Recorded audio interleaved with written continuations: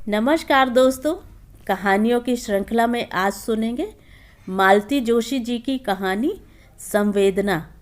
लेकिन उससे पहले मेरा आपसे विनम्र अनुरोध है कि अगर मेरे द्वारा सुनाई हुई कहानियाँ आपको अच्छी लगती हैं तो मेरे चैनल को सब्सक्राइब ज़रूर करें, लाइक करें और अपने दोस्तों और परिचितों में शेयर भी करें। बेल आइकन दबाना बिल्कुल भी ना भूलें। आज सुनिए संवेदना।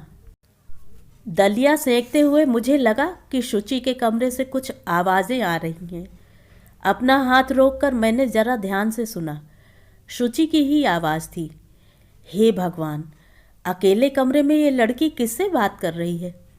सच कहूँ तो थोड़ा डर भी लगा कि कहीं फिर बुखार तो नहीं चढ़ाया। अभी परसों ही तो नॉर्मल आया है। इस मामले में लड़की एकदम बाप पर गई है। थर्मामीटर का पारा 99 डिग्री के ऊपर गया नहीं कि बड़बड़ाना शुरू। दोनों के दोनों मुझे नचाकर रख देते हैं। फिर मुझसे नहीं रहा गया। कढ़ाई उतारकर मैंने सीधे उसके कमरे का रुख किया। महारानी खिड़की से लगी किसी से बात कर रही थी। कौन है शुचि? मेरी सहेली है मम्मी। तो अंदर बुला लो ना। तुम दरवाज़ा तो खोलो। अब ये दरवाज़ा भी नहीं खोल सकती। बड़बड़ाते हुए मैंने बाहर की सिटकनी खोली। सीढ़ियों पर खड़ी उस सहेली को देखकर तो मेरी सारी झल्लाहट दूर हो गई। उल्टे हंसी ही आ गई। ये इतनी सी बित्ते भर की लड़की इसकी सहेली है, और कॉलेज की दर्जन भर जो हैं उनका क्या होगा? नमस्ते आंटी, उसने अपनी झिलमिल मुस्कान बिखेरते हुए कहा तो मुझे होश आया। आओ ना, भीतर आओ, कहते हुए मैं उसे भीतर शुचि के पास लिवा ले गई। ये इतनी सी सहेली कहाँ पा गई तुम? मैं अब अपना कौतूहल दबा न सकी। मम्मी, ये सोनाली है। रोज कॉटेज वाली पाल आंटी है ना, उनकी सोनाली है। हम दोनों रोज एक ही बस स्टॉप से चढ़ती हैं ना, इसी से दोस्ती हो गई। अच्छा, 5-6 दिन से मुझे देखा नहीं ना, इसीलिए हालचाल पूछने चली आई है। अच्छा, ये तो बहुत अच्छा किया बेटे, तुम्हारी दीदी का भी दिल बहल जाएगा। दिल का तो ठीक है मम्मी, कुछ पेट की भी तो फिक्र करो। उसी की फिक्र कर रही थी बेटे, दलिया सेक रही थी, अभी बना जाता है। आज अपनी सहेली को भी बीमारों वाला ही नाश्ता कराना। वापस किचन में लौटकर मैं 8-10 साल पुरानी उस घटना को याद करने लगी थी। अस्पताल में उन दिनों बड़ा हंगामा हुआ था। एक औरत बच्ची को जन्म देते हुए मर गई थी। उसका संगी साथी कोई नहीं था। किसी रिश्तेदार की प्रतीक्षा में वह बच्ची 8-10 दिन तक अस्पताल में पलती रही। फिर सिस्टर पाल उसे अपने घर ले आई थी। उस अनाम कुल गोत्र वाली बालिका को उन्होंने छाती से लगाकर पाला था। उनकी मेहनत सचमुच सार्थक हुई थी। बच्ची एकदम फूल सी खिलाई थी। रोज कॉटेज को कई लोग नर्सेस क्वार्टर भी कह लेते थे। पाल सिस्टर वहाँ अपनी बूढ़ी माँ के साथ रहती थीं। कई नर्सेस जिन्हें रहने को स्थान नहीं जुट पाता था, रोज़ कॉटेज में बतौर पेइंग गेस्ट रह जाती थी। सिस्टर से मेरी मुलाकात रुचि के जन्म के समय हुई थी। मुश्किल से 18 की थी मैं, बेतरह घबरा गई थी। उस समय सिस्टर ने जो स्नेह और सहारा दिया वह हमेशा याद रहेगा। मुझसे 1 आध ही साल बड़ी होगी, पर रोगियों के लिए जैसे माँ थी। शुचि के समय तो हम दोनों की अच्छी खासी दोस्ती हो गई थी। उस समय अस्पताल ही में मेरा जन्मदिन पड़ा था। ये ढेर सारे फूल लेकर आए थे। तब सिस्टर के मुंह से अचानक निकल गया था कि आज तो उनका भी जन्मदिन है। फिर ये उनके लिए भी एक बुके लाए थे। वार्ड में अच्छी खासी रौनक हो गई थी। इसके बाद 2 बार और अस्पताल जाना पड़ा, पर आने वाला जीव धरती पर उतरने से पहले ही आंखें मूंद चुका था। दोनों ही लड़के थे। घोर निराशा से हम दोनों आकंठ डूब गए। सिस्टर पाल की आंखें भी हर बार गीली हो आईं। बस उसके बाद इस अनुभव को दोहराने की हिम्मत नहीं पड़ी।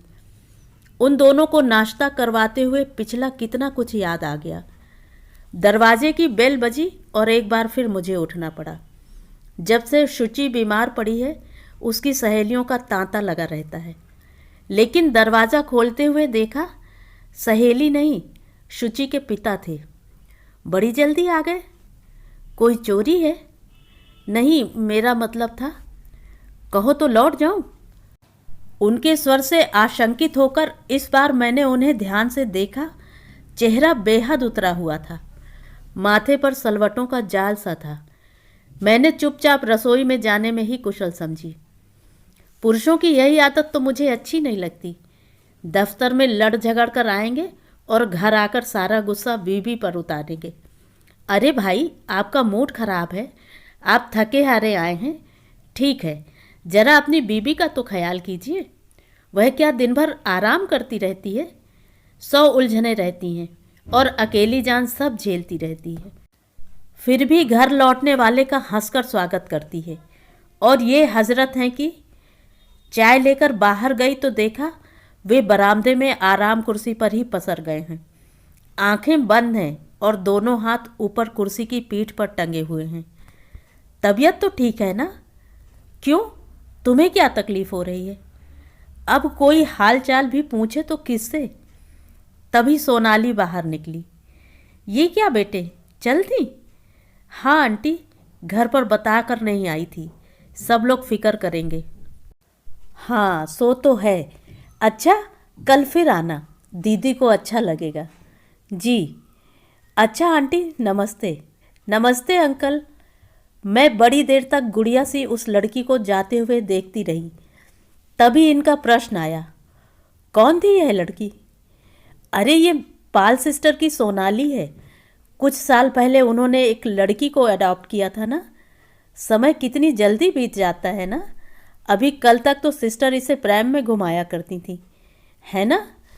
यहाँ क्यों आई थी? अरे ये सुचि की सहेली है, मैंने हंसकर कहा। दोनों एक ही बस स्टॉप से चढ़ती हैं। 2-3 दिन से शुचि को देखा नहीं तो हाल चाल पूछने आ गई। सुचि से कहो ऐसी वैसी लड़कियों से दोस्ती ना किया करे। आप भी कमाल करते हैं, ऐसी वैसी से क्या मतलब? और फिर कैसी भी हो, हमें कौन लड़का ब्याहना है? ब्याहने के लिए मेरे घर में लड़का नहीं है, याद दिलाने की ज़रूरत नहीं है।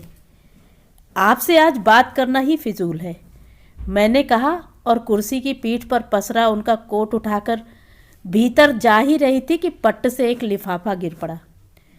किसकी चिट्ठी है? मैंने लिफाफा उठाते हुए पूछा। हिंदी पढ़ तो लेती हो ना? मैंने भुनभुनाते हुए पत्र खोला। ऊपर दाहिने कोने पर लखनऊ देखते ही मेरे हाथ कांप गए। शुचि के लिए इन दिनों जोर शोर से वर संशोधन चल रहा है। इस तरह की सारी चिट्ठियां ये दफ्तर के पते पर ही मंगाते हैं ताकि घर में किसी को, खासकर शुचि को पता न लगे। ये लखनऊ वाले अभी पिछले हफ्ते ही तो शुचि को देखकर गए हैं। मन को मजबूती से थाम कर मैंने पढ़ना शुरू किया और मेरी तो खुशी के मारे चीख निकल गई। लखनऊ वालों ने शुचि को न सिर्फ पसंद किया था बल्कि वे इसी पंचमी को शगुन देने भी आ रहे थे। इतनी अच्छी खबर आई है और आप हैं कि ऐसी मातमी शक्ल बनाकर बैठ गए हैं। बाबा रे, मेरी तो जान ही निकल गई थी। मैंने उन्हें मीठी झिड़की दी। अब मुझे उनके उखड़े मूड की परवाह नहीं थी। मेरा तो पोर पोर खुशी से झूम रहा था। उसी ललक में जाकर मैं शुचि को भी यह शुभ समाचार दे आई। बेचारी पहले तो भौचक होकर देखती रही, फिर एकदम शर्मा गई। उसके गालों पर खिलते गुलाबों को देखकर मैं निहाल हो गई। सच, ईश्वर तेरा लाख लाख शुक्र है। जैसी प्यारी बेटियां तुमने मुझे दी, वैसे ही हीरे से दामाद भी जुटा दिए। रात का खाना मैंने खूब मन लगाकर बनाया था। यह याद ही नहीं रहा कि लड़की बीमार है और खिचड़ी और दलिया पर चल रही है। उस दिन उसे बिस्तर पर खाना नहीं दिया। वह भी रोज से ज़्यादा स्वस्थ और चुस्त लग रही थी। उसकी आधी बीमारी तो यह खुशखबरी सुनकर ही दूर हो गई थी। गनीमत थी कि खाने पर इनका मूड अच्छा था और वह होना ही था। अच्छा खाना इनकी कमजोरी है और उनके गुस्से का रामबाण इलाज है। रही सही कसर बिटिया ने पूरी कर दी। उसे देखते ही उनकी बाँछें खिल गईं। अरे वाह, आज तो हमारी गुड़िया भी हमारे साथ खाएगी। हाँ पापा, बिस्तर पर लेटे लेटे बोर हो गई हूँ मैं। वहाँ खाने का स्वाद भी तो नहीं आता। आज बुखार तो नहीं आया? नहीं, परसों से नॉर्मल ही चल रहा है। बस अब जल्दी से ठीक हो जाना, समझी? अगले बुधवार को कौन आ रहा है जानती हो? हाय पापा, सुचि ने लड़िया कर कहा और दोनों हाथों से अपना मुंह छिपा लिया। ये प्यार से उसके बालों में हाथ फेरते हुए उसे देखते रहे। इनका चेहरा कैसा तो हो आया था। अरे अब खाना शुरू भी करो, सब ठंडा हुआ जा रहा है। मैंने बड़ी मुश्किल से अपनी रुलाई रोकते हुए कहा। चलो बेटे शुरू हो जाओ, खाना ठंडा हो गया तो तुम्हारी मम्मी गर्म हो जाएंगी, इन्होंने कहा। पापा, ये मम्मी हम दोनों को बीमार कर देंगी। देखिए तो क्या अल्लम गल्लम पका रखा है। आप ज़रा हाथ रोक कर खाएंगे? अरे खा लेने दो बेटे, कुछ दिनों की तो बात है। तुम्हारे जाने के बाद तो खिचड़ी पर ही गुजारा करना है। ये तो सब कुछ जो बनता है ना, तुम लोगों के बहाने बन जाता है। हाँ हाँ, कहते जाइए। आपके लिए तो जैसे कभी कुछ बनाया ही नहीं। सारी जिंदगी चूल्हे में झोंक दी और ये सुनने को मिल रहा है। मैं मुंह फुलाकर बैठ गई। ओह मम्मी, डोंट स्पॉइल इट, शुचि ने बीच बचाव करते हुए कहा। ये जैसे अब उसका हमेशा का काम हो गया है। सोचती हूँ कल को वह चली जाएगी तो क्या हम लड़ते ही रहेंगे या कि लड़ना भी भूल जाएंगे? मम्मी, एक मज़ेदार बात बताऊँ? पाल आंटी शादी कर रही हैं। क्या? हम दोनों के मुंह से एक साथ निकला। मेरा सारा गुस्सा काफूर हो चुका था और अब मैं उत्सुक होकर बैठ गई थी। इस उम्र में शादी? जानती है, मुझसे भी 1 साल बड़ी हैं पॉल सिस्टर। अरे यही तो उम्र है जब आदमी को सच्ची कंपेनियनशिप की ज़रूरत होती है। आप चुप रहिए। हाँ, तो किससे कर रही हैं? वो लास्ट ईयर रोडवेज का एक भयानक एक्सीडेंट हुआ था ना, उसमें दिल्ली के एक व्यापारी भी थे। अपनी टांग तुड़वाकर 3 महीने अस्पताल में पड़े रहे। बस वो आंटी की सेवा पर रीझ गए और उन्होंने आंटी के सामने शादी का प्रस्ताव रख दिया। शादीशुदा हैं? हाँ, पहली बीवी नहीं है, 3 लड़के हैं। बड़ा तो कॉलेज में पढ़ता है। बच्चे राजी हैं? क्या पता। इसी महीने की 29 तारीख को दिल्ली में शादी हो रही है। कैसी मज़ेदार बात है ना मम्मी? जिस उम्र में आप सारी जिम्मेदारियों से फारिग हो रही हैं, पाल आंटी नई जिंदगी शुरू कर रही हैं। अब इसमें बुरा लगने जैसी तो कोई बात नहीं थी, पर पता नहीं मुझे क्यों ताव आ गया। अब बातें बंद भी करो, जल्दी जल्दी खाना खाकर मुझे छुट्टी दो, बेहद थक गई हूँ। ये एकदम तुम्हें क्या हो जाता है? ये झल्लाए।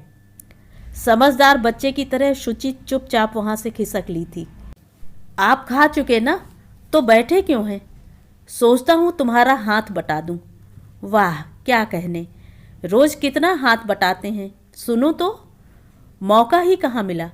तुम्हारी लड़कियां जो अगल बगल घेरे रहती थीं, लेकिन अब तो आदत बनानी पड़ेगी। आपको भी न जाने क्या जल्दी पड़ी थी। मुझे जल्दी पड़ी थी? क्या कमाल करती हो, तुम्ही ने तो नाक में दम कर दिया था कि देखना शुरू करो। मैंने तो कहा था कि उसे एमए तो कर लेने दो, पर तुम्हारी ही जिद थी कि देखते देखते 1-2 साल लग ही जाएंगे। अब ये मेरा कसूर थोड़े ही है कि इतनी जल्दी बात पक्की हो गई।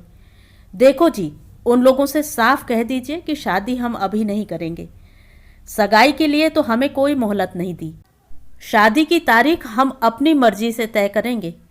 देखो मैडम, अब तो तीर हाथ से निकल चुका। अब तो उन लोगों की मर्जी से ही सब काम होगा, और उसमें फ़र्क भी क्या पड़ता है। देर सवेर हमें तो बेटी ब्याहनी ही है। अरे अरे, तुम तो रोने बैठ गई। मैं यह सह नहीं पाऊंगी जी, ये खाली घर मुझे खा जाएगा, मैंने सुबकते हुए कहा। शाम को तुम मुझ पर बिगड़ रही थी ना, मेरी पीठ पर हाथ फेरते हुए ये गंभीर स्वर में बोले। उस समय मेरी भी यही दशा हो रही थी।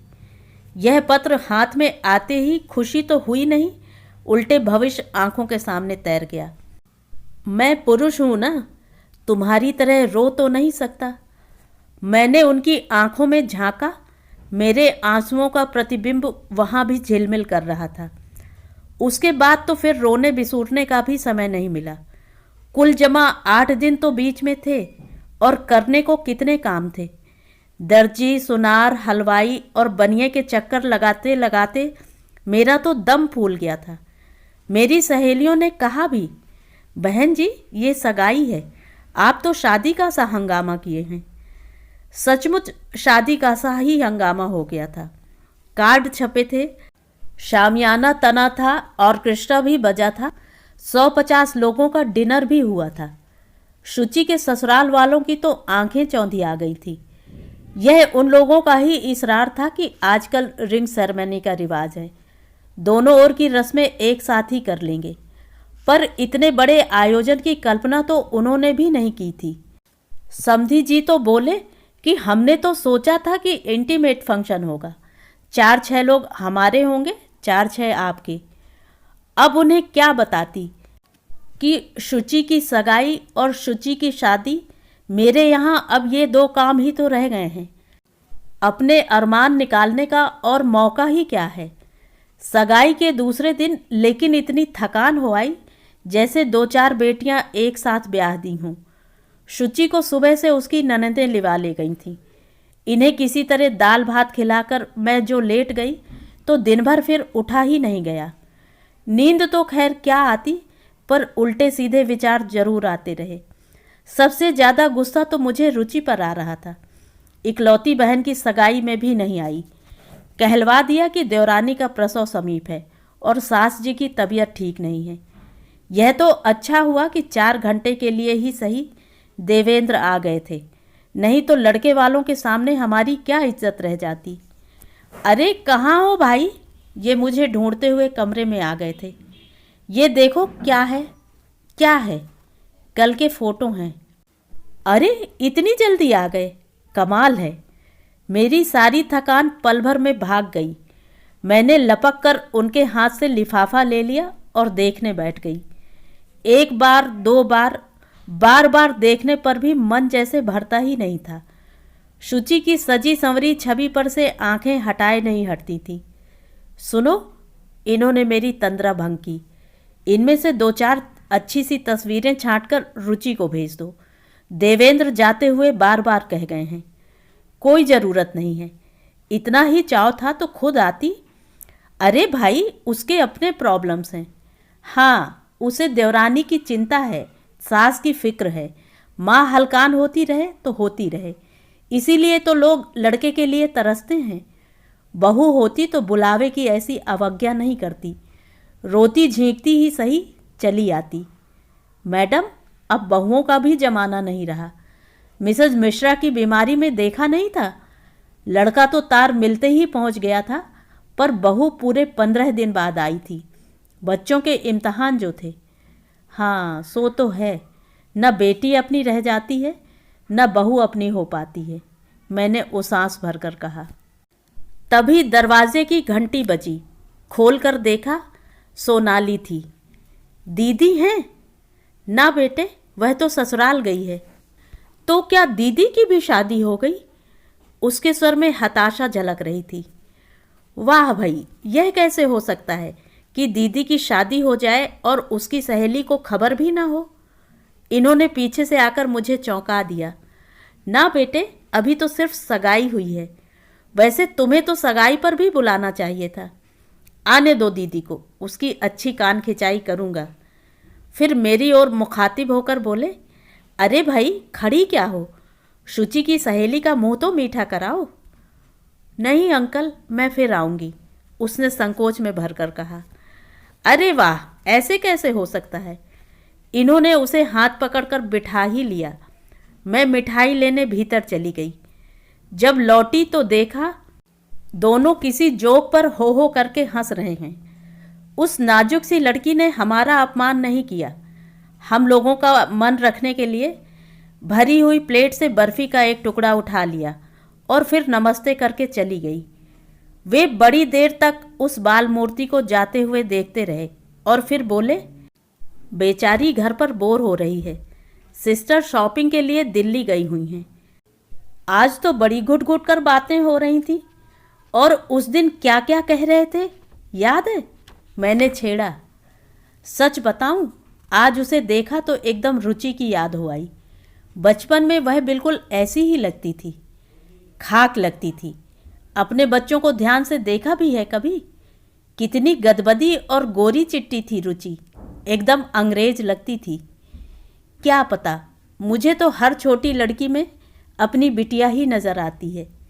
ये बाल बच्चेदार रुचि तो मुझसे पहचानी नहीं जाती।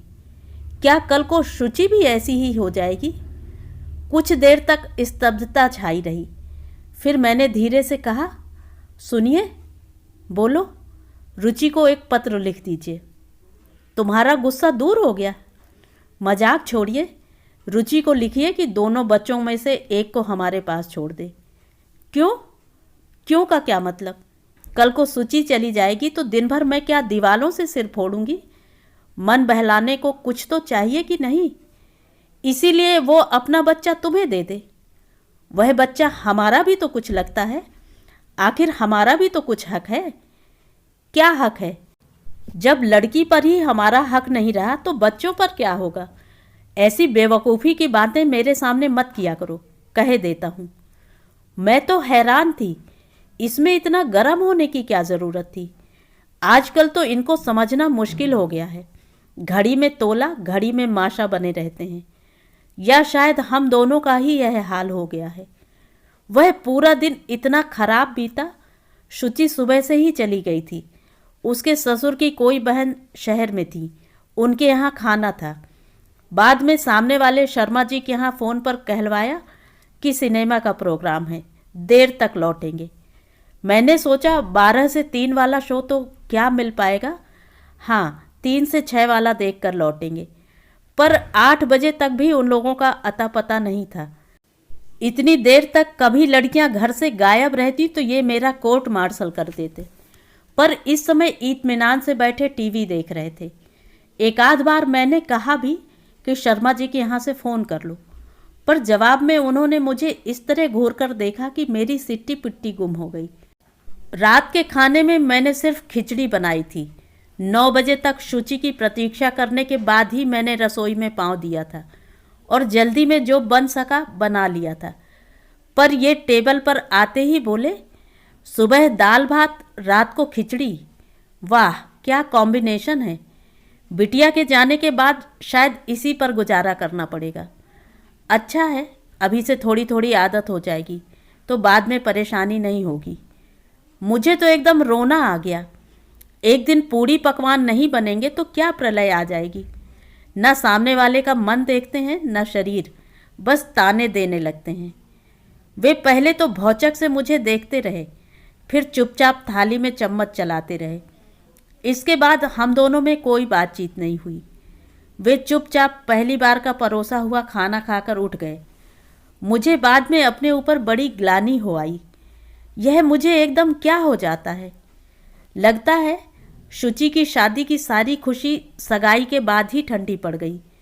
सूना घर जैसे काटने को दौड़ रहा था। घर में हम 2 प्राणी थे, पर दोनों ही अपने में कैद हो गए थे। ये तो खाने के बाद सीधे बिस्तर पर चले गए थे। मैं थोड़ी देर को टीवी के सामने बैठी रही, पर मज़ा नहीं आया।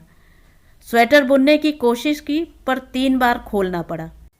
हर बार पैटर्न में कुछ भूल हो जाती थी। हार कर सलाइयाँ रख दी।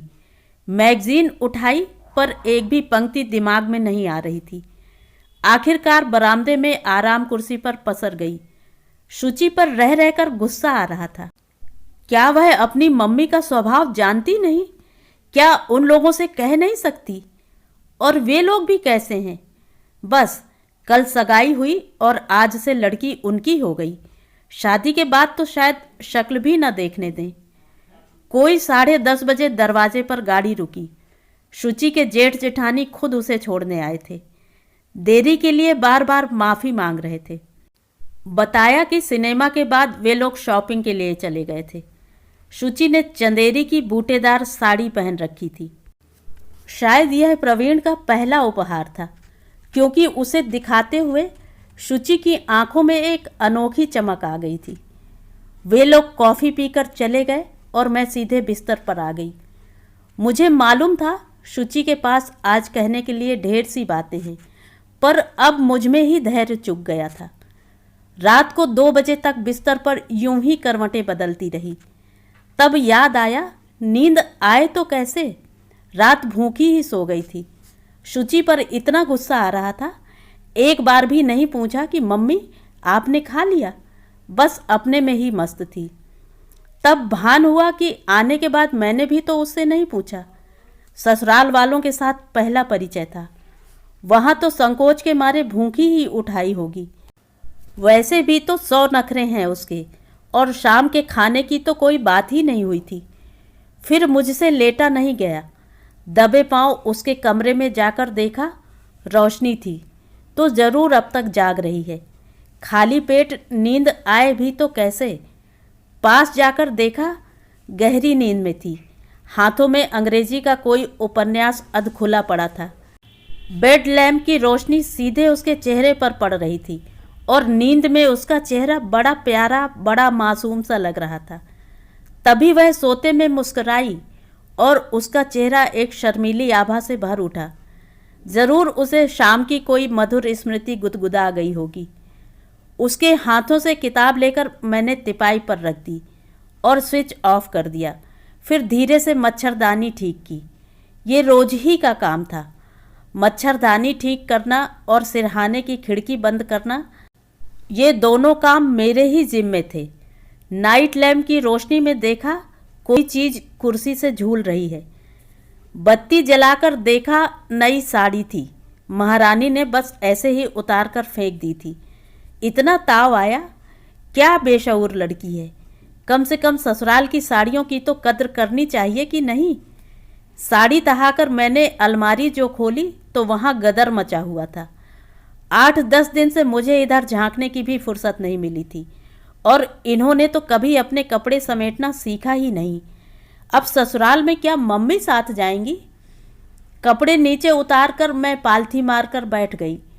ड्राई क्लीनिंग की, प्रेस की, धुलने की साड़ियों का, सूट्स का अलग ढेर लगाकर बाकी कपड़े करीने से जमा दिए। कार्डिगन और स्वेटर्स तो ऐसे गुड़ी मुड़ी पड़े हुए थे कि साफ और मैले समझ में नहीं आ रहे थे। मैंने एक सिरे से सभी को धोने के लिए निकाल लिया। एक कुर्ते में पेन का ढक्कन अटका हुआ था, उसका निचला हिस्सा ढूंढने के लिए पूरी अलमारी खंगालनी पड़ी। पेन टेबल पर रखने गई तो वहाँ का नज़ारा देखकर रोना आ गया। तेल की शीशी, खाने की प्लेटें, दवाई की शीशी, गर्म पानी की थैली, हर तरह का कबाड़ वहाँ था। हॉट वाटर बैग कील से लटकाने गई तो शुचि की सैंडल से पैर उलझ गया। फिर जूतों के स्टैंड का मुआयना किया, वहाँ तो मेला लगा हुआ था। कोल्हापुरी चप्पलों से सलीम शाही जूती तक हर चीज़ वहाँ थी, पर बेतरतीब। हर साड़ी से मैच करती चप्पल थी, पर उसका जोड़ ढूंढना दुश्वार काम था। मैंने सोचा, चलो लगे हाथ ये पुण्यकार भी निपटा लिया जाए।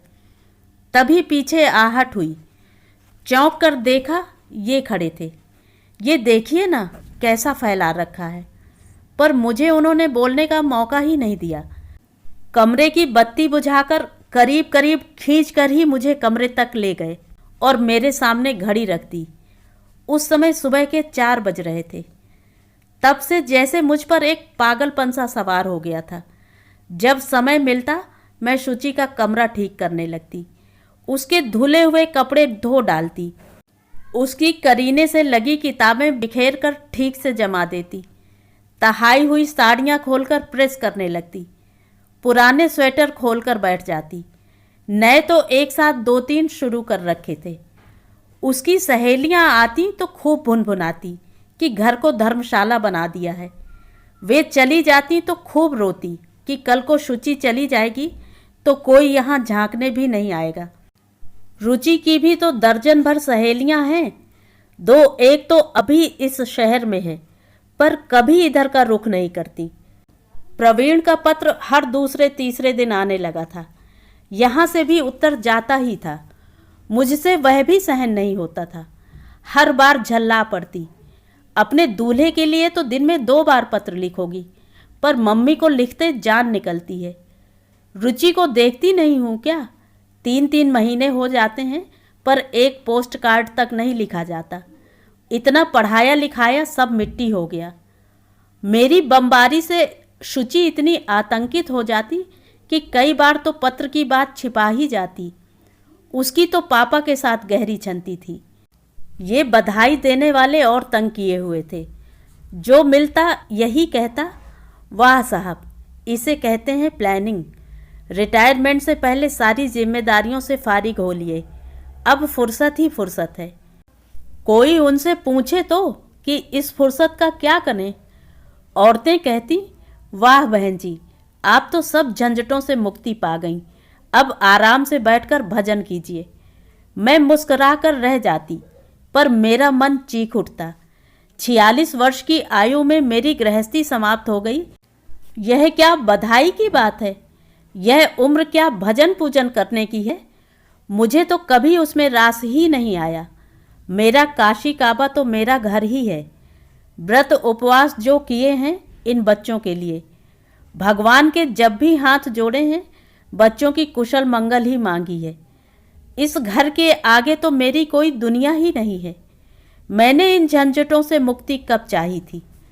शुचि की शादी की तारीख तय हो गई थी। जिस उत्साह से मैंने सगाई की तैयारी की थी उसका आधा भी मुझ में शेष न था। मुझे लगता हर आने वाला दिन बिटिया को मुझसे दूर ले जा रहा है। मेरा बस चलता तो मैं समय को पकड़कर बैठ जाती। उस दिन भी अपने में खोई बैठी थी कि पोस्टमैन की आवाज़ पर चौंक उठी। दौड़कर बाहर जाने को ही थी कि फिर थक हार कर बैठ गई। डाक से अब मुझे कोई दिलचस्पी नहीं रह गई थी। वही प्रवीण की चिट्ठी होगी, उसे ही इतनी फुर्सत है। बाकी लोग तो खोज खबर लेना जैसे भूल गए हैं। सुनो, इनकी आवाज़ आई। आवाज़ से ही जान गई कि मामला गड़बड़ है। फिर भी जाकर पूछ लिया, क्या बात है? तुमने रुचि को पत्र लिखा था? मेरा तो खून जम गया। लगा जैसे मेरी चोरी पकड़ी गई हो। रुचि पर इतना गुस्सा आया। मेरे पत्र का उत्तर मुझे ही देना था ना। पापा को बीच में घसीटने की क्या ज़रूरत थी? देवी जी ने लिखा था, पापा आप प्लीज़ मम्मी को समझा दीजिए, मैं बहुत मजबूर हूँ। आशीष तो दीदी की आंखों का तारा है, उसे वे एक पल भी आंखों से ओझल नहीं होने देती। और मनीष के पापा उसके बिना नहीं रह सकते। आप ही बताइए मैं क्या करूं? हो गई तसल्ली? इन्होंने अपनी खीज उतारते हुए कहा। इसीलिए मना किया था। जब लड़की ही अपनी नहीं रही तो उसके बच्चों पर क्या जोर है? और यहाँ कौन सा कानून का खजाना गड़ा है जिसके लालच में कोई तुम्हें अपना लड़का गोद दे देगा? एक दूसरे से आंखें चुराते हुए हम दोनों पता नहीं कितनी देर आमने सामने बैठे रहे। अपमान का दंश इतना गहरा, इतना ताज़ा था कि मुंह से बोल नहीं फूट रहा था। तभी फाटक खड़का और मैंने राहत की सांस ली। इस समय किसी तीसरे की सचमुच बहुत आवश्यकता थी। सिस्टर पाल अपनी माँ के साथ दरवाजे पर खड़ी थीं। आइए आइए, हम दोनों स्वागत में जैसे बिछ से गए। और उस मनाह स्थिति में भी मैंने लक्ष्य किया कि सिस्टर पाल इन दिनों बहुत सुंदर लग रही हैं। एक सुव्यवस्थित जीवन की कल्पना भी मनुष्य को कितना निखार देती है। रोजी का शादी का कार्ड देने आया था। मिसेस पाल ने एक खूबसूरत कार्ड हमें थमाते हुए कहा, बधाई हो। वैसे यह खुशखबरी तो हमें मिल गई थी, पर इस बीच हम लोग इतने व्यस्त रहे कि बधाई देने नहीं आ सके। आपका बेबी का भी शादी पक्का हो गया ना? हमें सोनाली ने बताया था। कॉन्ग्रेचुलेशंस। फिर कुछ देर तक भावी वर के विषय में, उसके घर परिवार के विषय में बातें होती रहीं। सिस्टर ने बताया कि उनका बहुत बड़ा बिजनेस है, परिवार काफ़ी संपन्न है, 3 बच्चे हैं, तीनों हॉस्टल में हैं। घर में एक विधवा मौसी हैं जो देख रेख करती हैं, पर अब वे भी थक चली हैं। घर में अब गृहिणी का होना बहुत ज़रूरी हो गया है। तो अब आप नौकरी छोड़ देंगी? हाँ, अब ज़रूरत भी नहीं है। बहुत सर्विस कर लिया। शी नीड्स रेस्ट नाउ, उनकी माँ ने ममता भरे स्वर में कहा। तो सोनाली आपके साथ जाएगी या यहीं मम्मी जी के पास रहेगी? मैंने यूं ही पूछ लिया, पर मेरे इस सरल से प्रश्न का अजीब असर हुआ। उन दोनों के चेहरे एकदम लटक गए और वे एक दूसरे की ओर देखने लगीं। बड़ी देर बाद मिसेस पाल ने कहा, वैसे इसका मिस्टर को तो कोई ऑब्जेक्शन नहीं है, पर मौसी तैयार नहीं होता। कहता घर में जवान बेटे हैं, ऐसे में बाहर का लड़की घर में नहीं चाहिए। पर वह बाहर की कहाँ है? मैंने कहना चाहा पर चुप हो गई। उसके जन्म का इतिहास तो उन्हें बताना ही पड़ा होगा ना। कोई बात नहीं, ये बोले, यहाँ मम्मी जी तो हैं और सिस्टर लोग भी हैं, देख लेंगी। प्रॉब्लम क्या है सर कि मम्मी अब ये हाउस सेल करना चाहती हैं। कोई कस्टमर हो तो बताएंगे। अब अकेली वो यहाँ नहीं रहेंगी, गोवा अपना ब्रदर के पास चली जाएंगी। तो सोनाली? वो तो गोवा नहीं जाएगी। हमारा ब्रदर का फैमिली भी बड़ा है, वो हमको एडजस्ट करेगा तो मेहरबानी है। ये लड़की को कैसे रखेगा? ओफ, अरे भाई चाय वाय तो बनाओ। मेहमानों का पेट क्या सिर्फ बातों से ही भरना है? मुझे उठने का बहाना मिला तो सच बड़ी खुशी हुई। वहाँ का वातावरण इतना बोझिल हो गया था, मुझे रह रहकर सोनाली याद आ रही थी। सिस्टर इन्हें बता रही थी कि फादर जॉन ने आश्वासन दिया है कि the church will look after her. पर इसका मतलब तो अनाथालय ही हुआ ना। इतने नाजों से पली लड़की अनाथालय में रहेगी। चाय नाश्ता लगाते हुए याद आया, इतनी आस्था से कार्ड देने आई हैं तो मुझे भी कुछ देना चाहिए। क्या दूं? इनके तो मुझ पर कितने उपकार हैं। यही तो मेरे दोनों बच्चों को दुनिया में लाई हैं। सौभाग्य से इन दिनों घर में कपड़ों का अंबार था। मैंने एक प्यारी सी जामदानी चुनी, चूड़ियों का एक सेट उसके साथ देते हुए कहा, दिल्ली तो मैं नहीं आऊँगी, आप हमारी ओर से यह एडवांस में प्रेजेंट लीजिए। वे तो एकदम अभिभूत हो गईं, बार बार धन्यवाद करने लगी। फिर एकाएक बोली, बेबी का शादी कब फिक्स हुआ है? जी फरवरी में, फरवरी 18। तब हमको बोलिए, बेबी को दिल्ली से क्या मंगाता, हम भेजेंगे हमारी तरफ से बेबी का वेडिंग प्रेजेंट। सिस्टर ये एकाएक बोल पड़े, क्या आप सचमुच हमें कुछ देना चाहती हैं? By all means sir. तो हमें सोनाली दे दीजिए।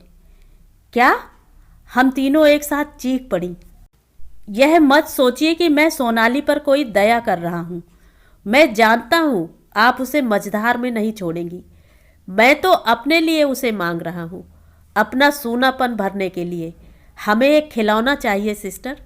हमें विश्वास है आप हमें निराश नहीं करेंगी। लेकिन सोनाली खिलौना नहीं है, एक जीती जागती लड़की है, जिम्मेदारी है। मैंने कहा, तो क्या हुआ?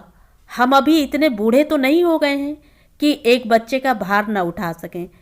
हमारे अपने ही होते तो हम उन्हें पालते कि नहीं। लेकिन सर, एडॉप्ट करना हो तो लड़का होना। You need a son sir. No sister, I need a daughter, one more daughter. आप तो जानती हैं मेरे भाग्य में लड़का है ही नहीं। आप तो खुद इस बात की गवाह रही हैं। फिर अपने भाग्य से लड़ने में क्या तुक है? और यहाँ कौन सी स्टेट रखी है जिसके लिए वारिस चाहिए? जो कुछ जमा पूंजी थी इन लड़कियों पर लुटाकर मैं तो निष्कांचन हो जाना चाहता हूँ। पर जिंदगी तो आगे भी चलेगी ना, उसके लिए तो सहारा चाहिए। लेकिन वेकिन कुछ नहीं। मैंने कभी लड़के की कामना नहीं की। मैंने तो अपना सारा प्यार लड़कियों पर ही लुटाया है। अगर कल को कोई लड़का गोद ले भी लूँ तो मुझे ढंग से प्यार करना भी ना आएगा। जाते हुए दोनों गदगद थीं। मिसेज पाल तो बार बार कहे जा रही थी, God bless you sir, God bless you. आप अभी अच्छे से और सोचना सर, सिस्टर ने कहा। No hurry, but thanks all the same. मुझे कितना रिलीफ हुआ मैं डिस्क्राइब नहीं कर सकती। ये प्रॉब्लम मेरा नींद छीन लिया था। मैं तो शादी कैंसिल करने के वास्ते तैयार हो गई थी, पर मम्मी ने मना किया। फादर अश्योर किया तो रुक गया। Thank you both of you. उनके जाते ही मैं बरस पड़ी। ये क्या पागलपन सवार हो गया था आप पर? मुझे बाहों में भरकर ये मेरी ओर देखते रहे। उस दृष्टि में पता नहीं क्या था कि छाती पर रखी सिल पिघलने सी लगी थी। रानी, ये तरल स्वर में बोले, पागलपन तो तुम कर रही हो। एक माँ से उसका बच्चा मांग रही हो। एक भरे पूरे घर से उसकी खुशी छीन रही हो। तुम्हारे हृदय में जो ममता का सागर हिलोरें मार रहा है, उसे जाया क्यों करती हो? ये प्यार उसे दो जिसका कोई नहीं है, घर उसे दो जिसके सिर पर छत नहीं है। उनकी बातों ने मन पर चंदन का सा लेप किया। इतने दिनों से मेरे मन में धधकता ज्वालामुखी एकदम शांत हो गया था। तो ये थी कहानी। कहानी आपको कैसी लगी कमेंट करके ज़रूर बताएं।